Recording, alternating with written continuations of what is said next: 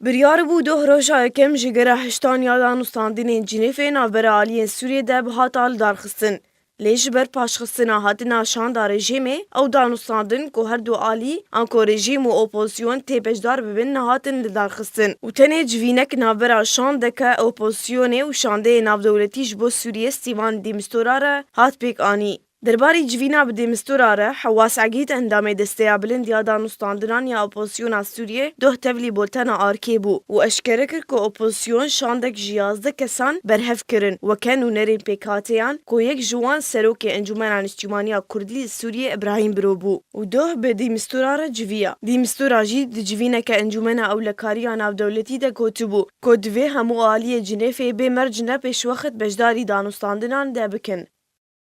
ما وقت دستا بلند آدانوستاندنه مشاندک کچک چیکر بجبر ایرو بدیمستورا رونه هر وها اوشان 11 کسا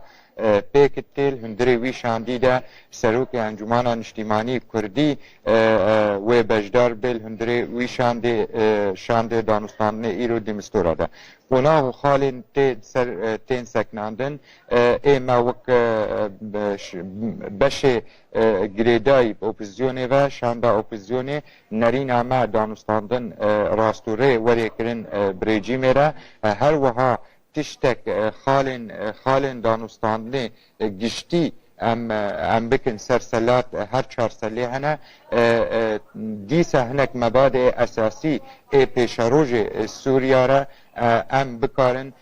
پلکی پیک بینن و رادستی دیمستورا بکن وک چاودیر ناف دولت. Ofîsa Demistura ra gihand bû ku digera vê carê de ya danûstandinên Cinêfê de wê tekezî li ser hilbijartin û destûra Sûriyaya pêşerojê de were kirin derbarê egera gengeşekirina pirsa Kurd li Sûriyê. Hewas Egîd gote ku krîza Sûriyê bê çareserkirina pirsa Kurd nayê çareserkirin û ew hewl didin prinsîp ne bingehên di destûra nû de bicî bikin. Di nav de jî mafê Kurdan û hemû pêkhateyan.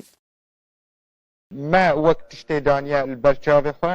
ام كاغتكي وقت مبادئ اساسي ان مبادئ بلكي حتى ها خلقين دي رنگ اوبوزيون جي مطرسي وهنا مبادئ اساسي دستور سوري اب شروجي او جي الهندري ويدا ام هناك خالين سركه ام بكال الهندري ويدا وك اقرار ما في النتوي نتوى كرد الهندري سوري ده هر وها همون نتوين دي الهندري سوري ده عرب كرد تركمان سريان اشوري وازد بيجم او دي ديار بو يعني بنگها داخوانيا رياضه ياد دوي قالك خالين جريداي برزگريكا كردي و تبلي نوك تشتي امد خوازن تبلي نوك نرين امي السياسي وك انجمانا اجتماعي كردي حمو جيجي بو الهندري ودا لي باوري مدى بنگهك باش جيرها دانين وامد قالن جوي بنگهي ام سر آوا بكن.